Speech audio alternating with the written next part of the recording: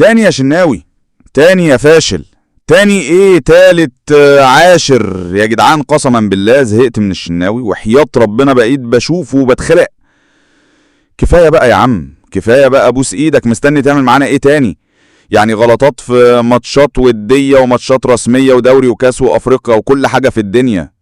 يا اخي يا اخي بالله عليك، بالله عليك، انت مش فارق معاك يعني لا موسم قديم ولا موسم جديد. ايديك هي مخرومه، الكرة جوه ايديه راح ماسكها حاططها في نفسه. بيلعب هاند بول، مش طبيعي، مش طبيعي قسما بالله. محمد الشناوي عايز رأي الناس، انا هشوف كومنت في الكومنتات، عايز اشوف رأي الناس. قصة محمد الشناوي ايه؟ كفاية؟ ولا انت شايف انه لسه ده الحارس اللي ضحى؟ ده حارس النادي الاهلي، ده يا عم حارس منتخب مصر، يا عم انت ظالم الشناوي، يا عم انت جاي عليه.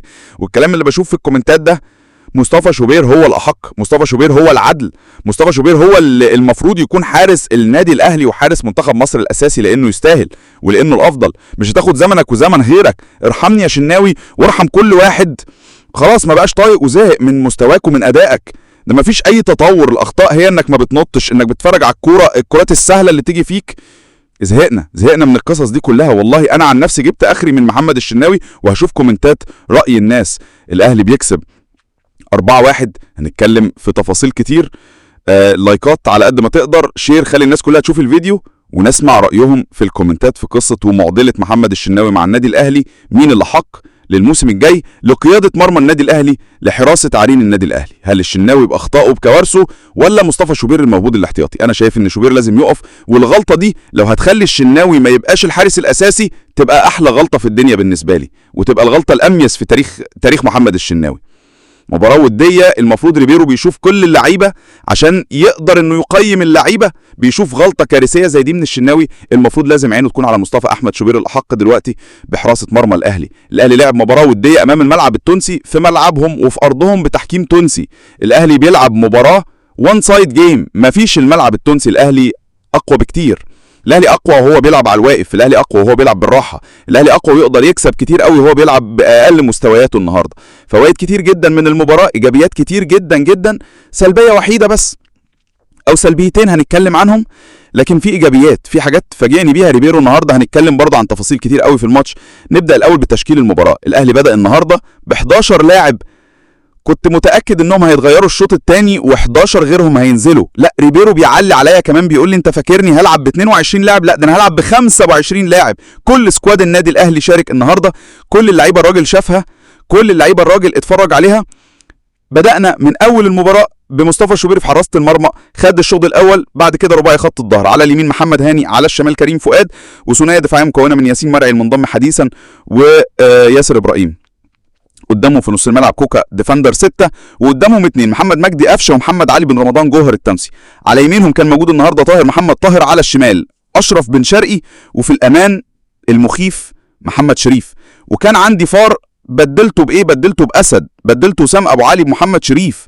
طبعا كامكانيات وسام ابو علي افضل بكتير، لكن محمد شريف يقدر بالاستمراريه، يقدر بالشغل على نفسه، يقدر بانه يطور من نفسه انه يوصل لاحسن من كده بكتير. محمد شريف لعيب قناص، لعيب بيعرف يجيب جون، لعيب بيسجل لك جولين النهارده في ربع ساعه، اللمسه منه بجون على طول، لعيب خطاف جوه البوكس. ومهم جدا بالنسبه لي انه يسجل، لعب نص ساعه بس في الماتش بس سجل جولين، الاتنين بعرضيات متمركز جوه ال 18 بشكل هايل. بيعرف يجيب جون وبيعرف يخطف، دايما سباق ودايما خطاف محمد شريف، ودي ميزه مهمه جدا في المهاجم اللي يكون موجود معايا.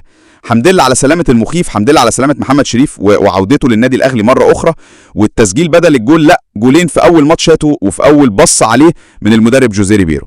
طيب خلينا نتكلم بقى عن بعد التشكيل. التشكيل كان بالنسبه لي غريب، كنت شايف ان مفيش رقم 6 في الملعب، لان كريم فؤاد مش باك ليفت. ليه هتوظفه باك ليفت؟ كريم فؤاد انا عايزه في الباك رايت، لكن واضح ان الراجل هيبدا يوظفه باك ليفت، لان ما عنديش غير محمد شكري وكوكا اللي هو اصلا مش باك ليفت، وعندي مشكله في الحته دي. فشكله هيبدا يوظف كريم فؤاد، اللعيب المجتهد جدا اللي بيأدي كويس في اي مكان في الملعب، شكله هيوظفه باك ليفت. فهنشوف ايه اللي هيحصل. بدات المباراه في الدقيقه 2، خطأ غريب من دفاعات النادي الاهلي انفراده ليهم، لكن مصطفى شوبير يتألق ويتصدى ليها، اتحسبت اوفسايد بس هي ما كانتش اوفسايد.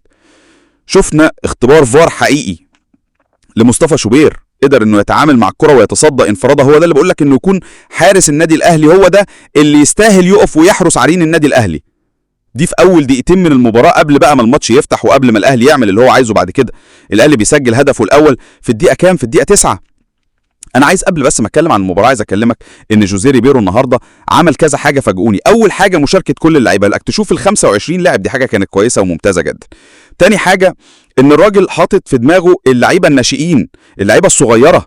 النهارده بيلعب بحمزه عبد الكريم، النهارده بنشوف عابدين، النهارده محمد عبد الله، 3 لعيبه صغيره وانت معاك سكواد جبار زي ده معناه ان الراجل عنده توجهي بشكل كبير جدا، انه عايز يشارك الناشئين، انه عايز يدخل اللعيبه الصغيره، وان الناشئ اللي هيكون مميز هيكون ليه فرصه مع جوزيه ريبيرو. ودي كانت حاجه مميزه جدا بالنسبه لي. هي تاني حاجه في الايجابيات طبعا تسجيل محمد شريف كان مميز، اللعيبه الجديده انها دخلت وسط الفرقه كانت مميزه. حاجه واحده بس سلبيه النهارده هي اصابه احمد رمضان بيكهام، اللي ان شاء الله تكون اصابه خفيفه، وان شاء الله ما يبعدش عن البلاعب، تكون حاجه خفيفه كده، الراجل طلعه نزل العش تاني عشان يحافظ عليه، ان شاء الله يكون سليم. ولو حد عرف اصابه احمد رمضان بيكهام او التشخيص المبدئي ايه قولوا لي في الكومنتات كده، لان انا صورت بعد المباراه مباشره. طيب خلينا نتكلم على سيناريو المباراه. زي ما اقول لك الاهلي فتح بدري، الاهلي ضغط بدري، هدف على طول في الدقيقه 9. طاهر بيلعب واحده رافعه على الارض، الدفاع على الله ان شاء الله، الدفاع مش موجود، بيخش محمد شريف على طول، بس الغمزه من فوق الجون حلوه قوي، التشبايه اللي عملها من فوق الجون كيفتني قوي. وهو ده محمد شريف، لمسته الاخيره حلوه، بيعرف يسجل، هداف في الدوري قبل كده، الفينش بتاعه ممتاز وخطاف جوه البوكس، ومهم جدا بالنسبه لي انه يسجل. لعب نص ساعه بس في الماتش بس سجل جولين، الاثنين بعرضيات، متمركز جوه ال 18 بشكل هايل، بيعرف يجيب جون وبيعرف يخطف، دايما سباق ودايما خطاف محمد شريف، ودي ميزه مهمه جدا في المهاجم اللي يكون موجود معايا. الحمد لله على سلامه المخيف، الحمد لله على سلامه محمد شريف وعودته للنادي الاهلي مره اخرى، والتسجيل بدل الجول، لا جولين في اول ماتش شاته وفي اول بص عليه من المدرب جوزيه ريبيرو. طيب خلينا نتكلم على سيناريو المباراه. زي ما بقول لك الاهلي فتح بدري، الاهلي ضغط بدري، هدف على طول في الدقيقه 9. طاهر بيلعب واحده رافعه على الارض، الدفاع على الله ان شاء الله، الدفاع مش موجود، بيخش محمد شريف على طول، بس الغمزه من فوق الجون حلوه قوي، التشبايه اللي عملها من فوق الجون كيفتني قوي. هو ده محمد شريف، لمسته الاخيره حلوه، بيعرف يسجل، هداف الدوري قبل كده، الفينش بتاعه ممتاز وخطاف جوه البوكس، ومهم جدا بالنسبه لي انه يسجل. لعب نص ساعه بس في الماتش بس سجل جولين، الاثنين بعرضيات، متمركز جوه ال 18 بشكل هايل، بيعرف يجيب جون وبيعرف يخطف، دايما سباق ودايما خطاف محمد شريف، ودي ميزه مهمه جدا في المهاجم اللي يكون موجود معايا. الحمد لله على سلامه المخيف، الحمد لله على سلامه محمد شريف وعودته للنادي الاهلي مره اخرى، والتسجيل بدل الجون، لا جولين في اول ماتش شاته وفي اول بص عليه من المدرب جوزيه ريبيرو. طيب خلينا نتكلم بقى عن سيناريو المباراه. زي ما اقول لك الاهلي فتح بدري، الاهلي ضغط بدري، هدف على طول في الدقيقه 9. طاهر بيلعب واحده رافعه على الارض، الدفاع على الله ان شاء الله، الدفاع مش موجود، بيخش محمد شريف على طول، بس الغمزه من فوق الجون حلوه قوي، التشبايه اللي عملها من فوق الجون كيفتني قوي. وهو ده محمد شريف، لمسته الاخيره حلوه، بيعرف يسجل، هداف الدوري قبل كده، الفينش بتاعه ممتاز وخطاف جوه البوكس، ومهم جدا بالنسبه لي انه يسجل. لعب نص ساعه بس في الماتش بس سجل جولين، الاتنين بعرضيات، متمركز جوه ال 18 بشكل هايل، بيعرف يجيب جون وبيعرف يخطف، دايما سباق ودايما خطاف محمد شريف، ودي ميزه مهمه جدا في المهاجم اللي يكون موجود معايا. الحمد لله على سلامه المخيف، الحمد لله على سلامه محمد شريف وعودته للنادي الاهلي مره اخرى، والتسجيل بدل الجون جاء جولين في اول ماتش شاته وفي اول بص عليه من المدرب جوزيه ريبيرو. طيب خلينا نتكلم على سيناريو المباراه. زي ما بقول لك الاهلي فتح بدري، الاهلي ضغط بدري، هدف على طول في الدقيقه 9.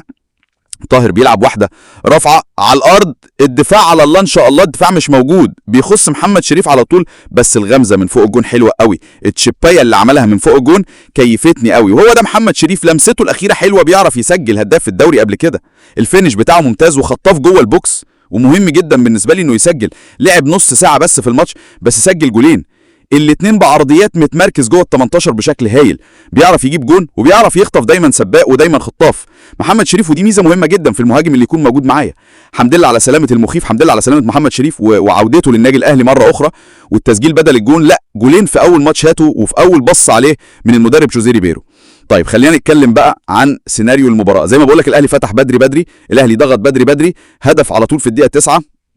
طاهر بيلعب واحده رافعه على الارض، الدفاع على الله ان شاء الله، الدفاع مش موجود، بيخش محمد شريف على طول، بس الغمزه من فوق الجون حلوه قوي، التشيبايه اللي عملها من فوق الجون كيفتني قوي. وهو ده محمد شريف، لمسته الاخيره حلوه، بيعرف يسجل، هداف الدوري قبل كده، الفينش بتاعه ممتاز وخطاف جوه البوكس، ومهم جدا بالنسبه لي انه يسجل.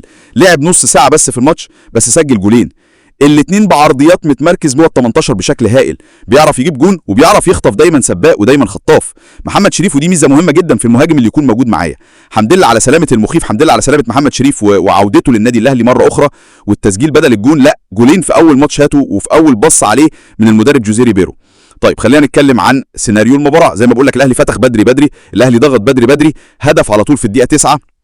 طاهر بيلعب واحده رافعه على الارض، الدفاع على الله ان شاء الله، الدفاع مش موجود، بيخش محمد شريف على طول، بس الغمزه من فوق الجون حلوه قوي، التشيبايه اللي عملها من فوق الجون كيفتني قوي. هو ده محمد شريف، لمسته الاخيره حلوه، بيعرف يسجل، هداف الدوري قبل كده، الفينش بتاعه ممتاز، وخطاف جوه البوكس، ومهم جدا بالنسبه لي انه يسجل. لعب نص ساعه بس في الماتش بس سجل جولين، الاثنين بعرضيات، متمركز جوه ال 18 بشكل هايل، بيعرف يجيب جون وبيعرف يخطف، دايما سباق ودايما خطاف محمد شريف، ودي ميزه مهمه جدا في المهاجم اللي يكون موجود معايا.